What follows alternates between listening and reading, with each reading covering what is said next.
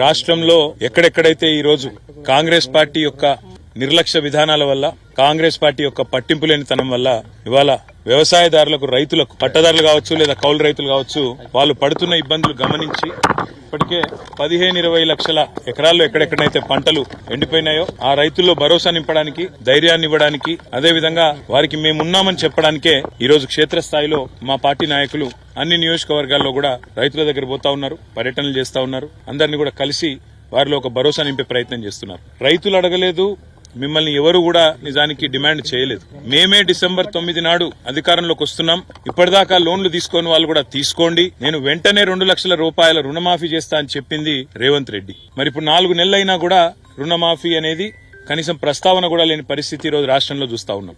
రుణమాఫీ చేయకపోగా బ్యాంకుల ద్వారా ఇవాళ రైతులకు లీగల్ నోటీసులు ఇచ్చి మీరు కడతారా సస్తారా అని మెడ మీద కత్తి పెట్టినట్టు వ్యవహారం మరొక దిక్కు చూస్తా ఉన్నాం. ఇంకా దుర్మార్గం ఏంటంటే కేసీఆర్ గారు ఆనాడు 7,000 కోట్ల రూపాయలు తాను అధికారం నుంచి ఎలక్షన్లకు ముందు దిగిపోయే ముందు రైతుల కోసం యాసంగి పంట కోసం 7,000 కోట్లు మరి రైతు బంధు కోసం పెట్టిపోతే ఇవాళ ఆ మొత్తాన్ని కూడా ఆ సొమ్మును కూడా రైతులకు ఇయ్యకుండా రైతులకు ఇప్పటి వరకు రైతు బంధు ఇవ్వకుండా కాంట్రాక్టర్ల ఖజానాలు నింపడానికి కాంట్రాక్టర్లకు పేమెంట్లు చేయడానికి ఒక చిల్లర వ్యవహారానికి కూడా తెరదీసింది ఈ కాంగ్రెస్ ప్రభుత్వం. ఈ అన్నింటికీ మించిన దుర్మార్గం ఏంటంటే ఇవాళ నిజంగా కూడా రైతులను చూస్తే గోసనిపిస్తున్నది. ఇక్కడ నేను కలిసిన రైతు పేరు పరశురాములు గారు. ఆయన కౌలు రైతు. ఒక 10 ఎకరాలు సారంపల్లి అనే గ్రామంలో తంగలపల్లి మండలంలో కౌలుకు తీసుకున్నారు. కౌలుదారు కాబట్టి పట్టదారుకు మొదలే 60,000 రూపాయలు ఆయన కట్టినాడు.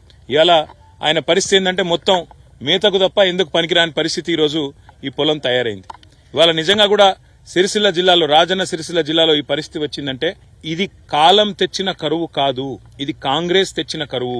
ఈ మాట నేను స్పష్టంగా ఎందుకంటున్నా అంటే పోయిన సంవత్సరం ఇదే సమయంలో ఆనాడు కాళేశ్వరం నీళ్లతో మరి మేడిగడ్డ నుంచి నీళ్లెత్తిపోసి మిడిమానేరు నింపి మిడిమానేరు నుంచి అన్నపూర్ణ ఆ పైకి రంగనాయక సాగర్ అక్కడి నుంచి జిల్లెల చెరువు ఆడికెళ్లి కింద ఉండే ఈ మొత్తం ఈ గ్రామాలన్నింటిలో కూడా సారంపల్లితో సహా నేరేళ్లతో సహా రామచంద్రాపూర్తో సహా చిన్నలింగాపూర్తో సహా ఈ గ్రామాలన్నిటికీ నీళ్లిచ్చింది ఆనాడు కేసీఆర్ ప్రభుత్వం.